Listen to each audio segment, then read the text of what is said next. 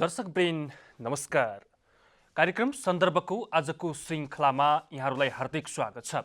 सन्दर्भको आजको श्रृङ्खलामा हामी मुलुक लकडाउनमा पर्दै गर्दा र लकडाउन लम्बिँदै जाँदा आर्थिक क्षेत्रमा अर्थात् अर्थतन्त्रमा ठूलो असर परेको छ। करिब करिब 1 अर्ब मात्रै निर्यात गरी 14 खर्ब बराबरको आयात गर्ने नेपाल जस्ता मुलुकका लागि यो लकडाउनले यो कोरोना भाइरसको महामारीले सङ्कटग्रस्त स्थिति सिर्जना गरेको छ। अहिलेको अवस्थामा दिन प्रतिदिन नेपालमा पनि कोरोना सङ्क्रमितको सङ्ख्या बढ्दै गएको छ र सरकारले ठुला होटेल 6 महिनाका लागि बन्द गर्ने निर्णय गरेको छ। यसको मतलब वैशाखदेखि असोजसम्म ठुला होटेलहरू र तारे होटेलहरू बन्द रहनेछन्। कोरोना सङ्कटको जोखिमलाई मध्यनजर गर्दै सरकारले यो निर्णय गरेको हो। नेपालमा पनि कोरोना सङ्क्रमितको सङ्ख्या बढ्दै जाँदा यसले भयावह स्थिति सिर्जना गर्छ कि भन्ने अर्को चिन्ता छ। यसमा सरकारले तदारुकताका साथ काम गरेको छ र अर्को विषय आयात र निर्यातको नेपालको स्थिति र लामो समय लकडाउनमा पर्दा यसले अर्थतन्त्रमा पर्ने असरबारे बहस गर्न आज नेपाल औषधि उत्पादक सङ्घका निवर्तमान अध्यक्ष दीपक दाहालसँग हामी कुराकानी गर्ने प्रयास गरिरहेका छौँ। उहाँ सम्पर्कमा जोडिँदै हुनुहुन्छ र विशेष गरी नेपालको अहिलेको अवस्थामा अर्थतन्त्रको स्थिति के छ, हामी पुरानो अवस्थामा फर्किन, कोरोनासँग जुधेर कोरोनाको महामारीसँग जुधेर पहिलेको अवस्थामा फर्किनका निम्ति हामीले कतिको कसरत गर्नुपर्ने छ, हामीलाई कतिको चुनौती छ, यी विषयमै कुराकानी गर्न दीपक दाहाल नेपाल औषधि उत्पादक सङ्घका निवर्तमान अध्यक्ष जोडिनु भएको छ। दाहालजी, यहाँलाई स्वागत छ। धन्यवाद। नमस्कार। नमस्कार। यो लकडाउनको पिरियडमा दिनहरू कसरी व्यतीत हुँदैछन्, सुरुबाट यतैबाट गरौँ। लकडाउनको पिरियडमा अब सबैभन्दा मेन त धेरै जसो अब अहिले अध्ययनता पनि गरिन्छ। अब अहिलेको सबैभन्दा ठुलो भने चिन्ता एक त हामीहरूको कमजोर अर्थतन्त्र भएको देश, त्यसमा पनि अब यो कोरोना जस्तो कल्पना नगरेको महामारीले चाहिँ यत्रो दिनसम्म उद्योग धन्दा कल कारखाना त्यसको आर्थिक गतिविधि छुट्टुँदाखेरि त्यसलाई अब कसरी अगाडि बढाउने भन्ने चिन्ता, यसैमा अध्ययन अध्यापन गरिन्छ, अलिअलि आफ्नो काम पनि गरिन्छ। अब सन्दर्भमा सुरुमा चाहिँ नेपालको पहिलेको स्थिति जसरी नेपालमा आयात के कति मात्रामा हुन्थ्यो र निर्यात के कति मात्रामा हुन्थ्यो र त्यसपछि हामी कोरोनाले पार्ने यसमा असरका विषयमा बहस गरौँला। अब यो सबैलाई थाहा भएको कुरा हो। हामीहरूको चाहिँ तपाईँको विगत वर्षहरूमा चाहिँ हरेक वर्ष आयातहरू बढिरहेको छ। के हो भन्दाखेरि हामीहरूको पहिलेको करिब करिब आत्मनिर्भर अर्थतन्त्र थियो। पहिले हामीले धेरै विकास गर्नु भएर चाहिँ धेरै कुराहरू लिएर आयौँ, तर हाम्रो अर्थतन्त्र बिस्तारै परनिर्भर हुँदै गयो र हामीहरूले के गर्यौँ भने हाम्रो श्रम शक्तिहरू सबै बाहिर विदेशमा पठाउने, त्यहाँबाट आएको विप्रेषण अप्रवाहले चाहिँ हामीहरू चाहिँ धेरै जसो वस्तुहरू आयात गर्ने अनि त्यसैमा हामी रमाउने गऱ्यौँ। यसले कति विकराल स्थिति लियो भने धेरै पहिलेको कुरा नगरौँ, 75-76 सालकै कुरा गर्दाखेरि पनि हामीहरूको करिब करिब 14 खरब भन्दा बढीको हामीले आयात गर्यौँ। निर्यात चाहिँ हामीहरूको जम्मा 97 अरब। यीबाट हामी बुझ्छौँ हाम्रो व्यापार घाटा कति छ। र अहिलेको अब स्थिति के हो भन्दाखेरि हामीहरूको ती श्रमहरू जसले चाहिँ हामीलाई चाहिँ करिब करिब हामीहरूको कुल राष्ट्रिय उत्पादनको अनुपातमा 25% जति चाहिँ रकमको जुन पठाउँथे त्यो रकममा अब धेरै ठुलो कटौती हुनेवाला छ। उनीहरूको सबभन्दा बढी जाने तपाईँको श्रमहरू चाहिँ तपाईँको खाडी मुलुकहरूमा हुन् जहाँ पेट्रोल पैसा छ। अब त्यो पेट्रोलियम पदार्थकै तपाईँको चाहिँ अब नेगेटिभ भइसकेपछि त त्यहाँबाट त धेरैको रोजगारी गुम्छ, उनीहरू फर्केर आउँछन् र हामीहरूसँग पैसा अब हुँदैन। यस्तो अवस्थामा अब हामीले भिन्दै तरिकाले सोच्नुपर्ने कन्डिसन छ। हामीलाई सुरुमा दुःख होला, तर यसलाई हामीले चाहिँ एउटा मौकाको रूपमा सदुपयोग गर्ने कन्डिसन छ।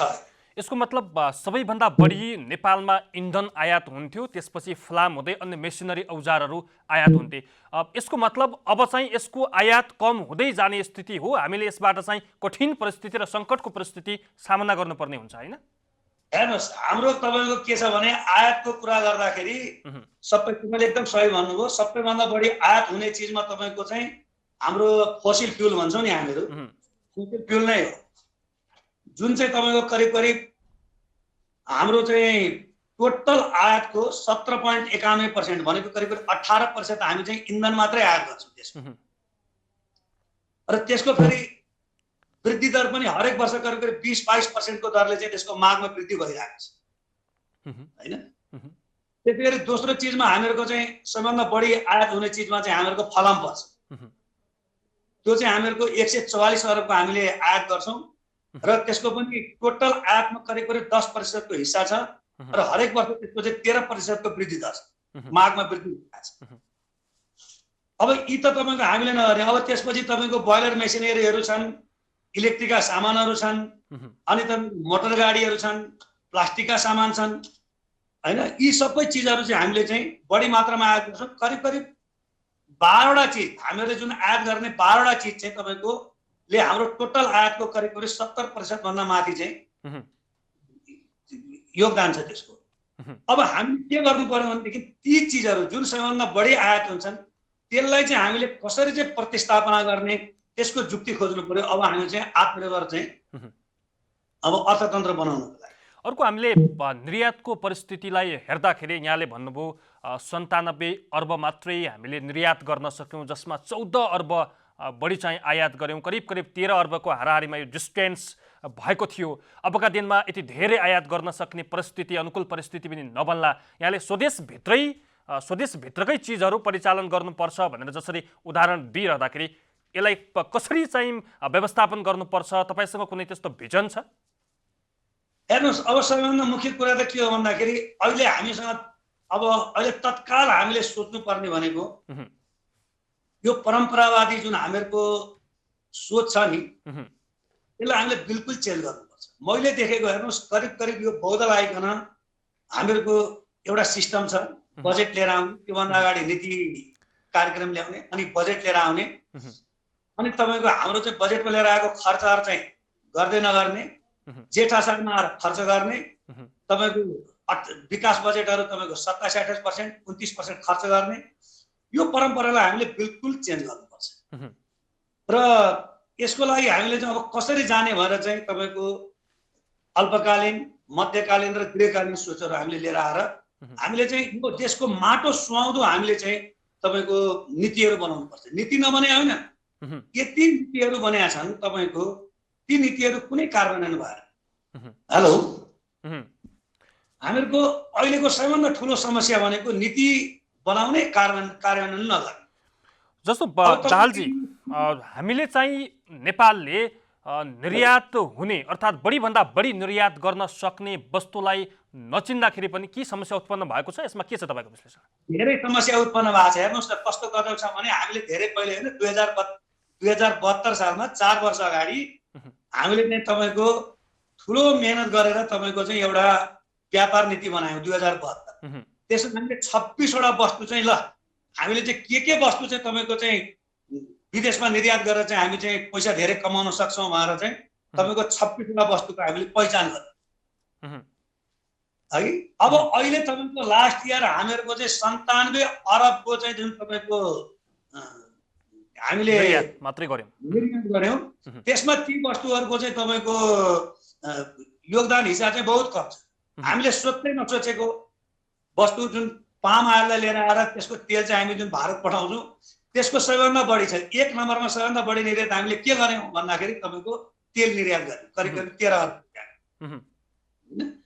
अब हामीले सोचेको एकदमै ठुलो आश गरेका चिजहरू अदुवाहरू भए, सुठोहरू भए, तपाईँको इसेन्सियल आयलहरू भयो, कार्पेटहरू भयो, तिनीहरूको त तपाईँको योगदान बहुत कम छ हामीहरूको निर्यात। त्यसले गर्दाखेरि यसमा हामीहरूको अलिकति पहिचान पनि नभए होला र हामीले तोक्न त तोक्यौँ 26वटा चिजमा, तर त्यसलाई कसरी चाहिँ हामी चाहिँ बाहिर पठाउने भन्ने चिजमा हामीहरूको धेरै मेहनत भयो र हामीले धेरै, किनभने हामी अघि नै मैले भने नि नीति बनायौँ। नीति त यति राम्रो बनेको छ हाम्रो।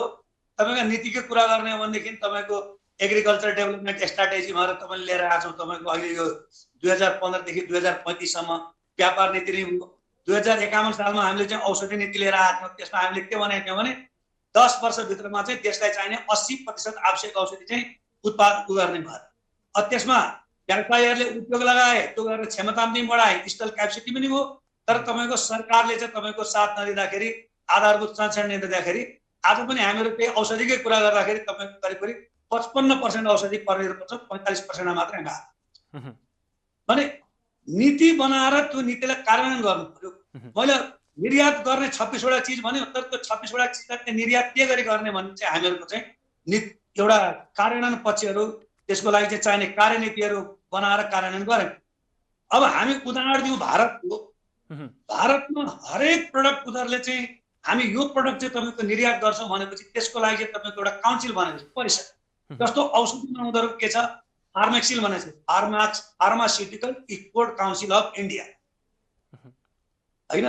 त्यो काउन्सिलको जिम्मेवारी के छ भने कुन देशमा कहाँ लगेर हाम्रो औषधि कसरी बेच्ने, त्यो हाम्रो यहाँनिर तपाईँको चाहिँ त्यस्ता खालका कुनै पनि एउटा हाम्रो आपूर्ति वाणिज्य तथा आपूर्ति उद्योग मन्त्रालय छ, तिनीहरूको शाखाले यी चिजहरू हेर्ने हो। अब एउटा शाखाले कतिसम्म गर्न सक्छ? यी सबै चिजले गर्दाखेरि हामीले निर्यात बढाउन सकेका छैनौँ। अहिलेको आवश्यकता के हो त भन्दाखेरि हाम्रो सबैभन्दा ठुलो आवश्यकता भनेको अहिले हामीले पहिचान गर्नु। जस्तो यसलाई अब कसरी पहिचान गर्ने, मैले एउटा निकालेको चाहिँ मैले आफ्नो अध्ययनमा हामीहरूले चाहिँ तपाईँको यो इन्टरनेसनल हार्मोनाइज कोड सिस्टम अनुसार चाहिँ करिब करिब 96-97वटा भागमा चाहिँ वस्तुहरूलाई वर्गीकरण गरेका छौँ। त्यो वस्तुहरूमा चाहिँ हामीले हेऱ्यौँ, जस्तो मैले भने नि तपाईँलाई 1 नम्बरमा आउँछ, सबभन्दा बढी आउने भने चाहिँ यो पेट्रोलियम पदार्थहरू छ, जुन चाहिँ तपाईँको भाग 27बाट आउँछ एचएस कोडको।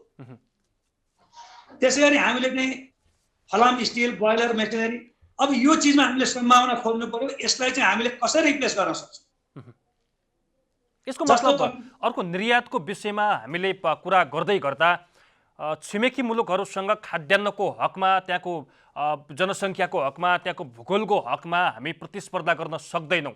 यदि हामीले चाहिँ आफू अनुकूल अर्थात् चाहिँ निर्यात गर्न सक्ने धेरैभन्दा धेरै वस्तुहरू पकेट क्षेत्र बनाएर खेतीबाली गर्दाखेरि र ती वस्तुहरूलाई निर्यात गर्दाखेरि केही हदसम्म अर्थतन्त्रमा सहयोग पुग्छ भन्ने यहाँको भनाइरह्यो।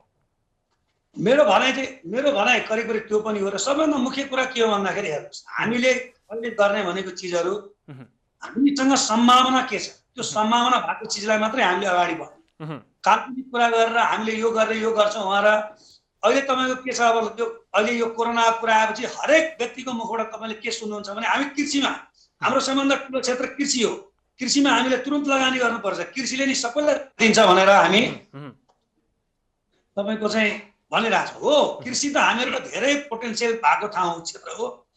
हाम्रो तपाईँको के छ भने आज तपाईँको हामीहरूको करिब करिब कृषि क्षेत्रबाट हामीले चाहिँ 8 खरब जति हाम्रो जिडिपीमा कन्ट्रिब्युसन छ।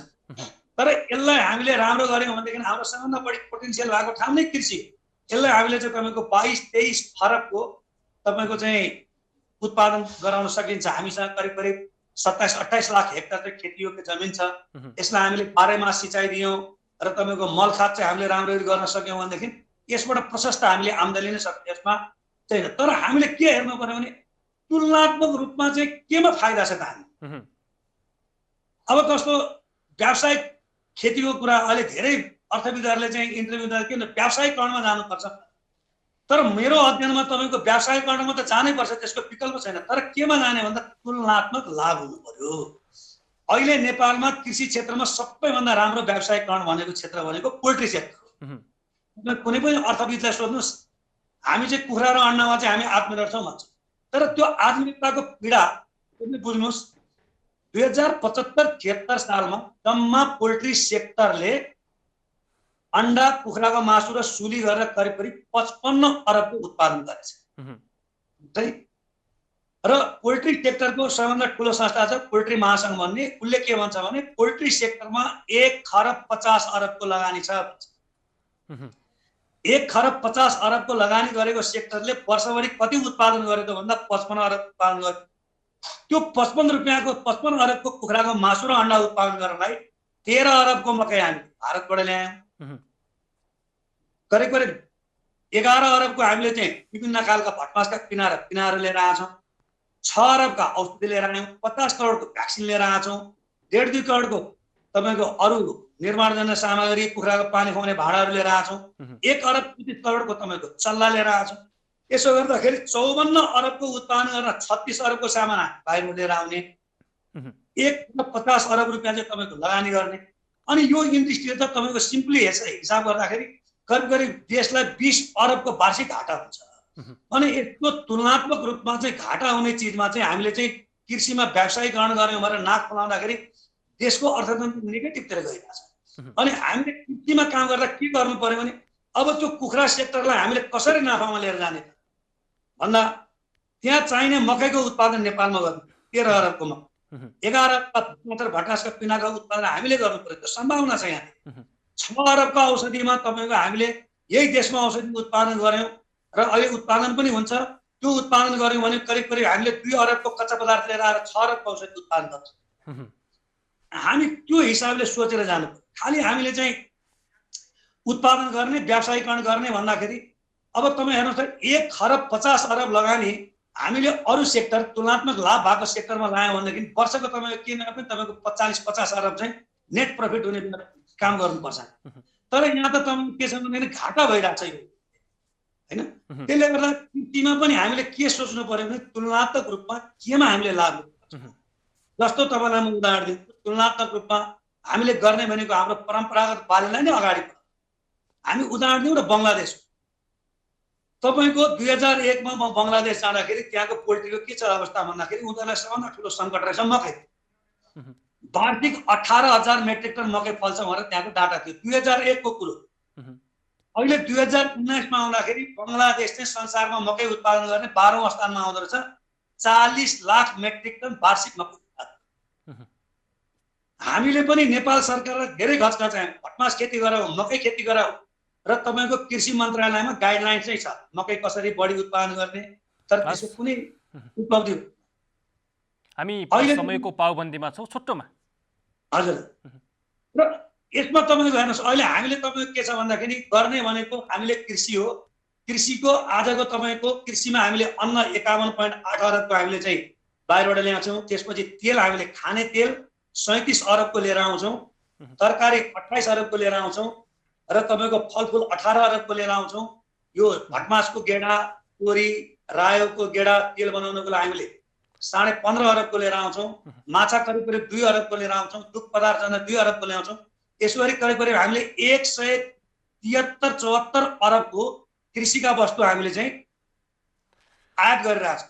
पहिलो हामीले के गर्नु पर्यो भने यसलाई रिप्लेस गर्नु, प्रतिस्थापना गर्नु।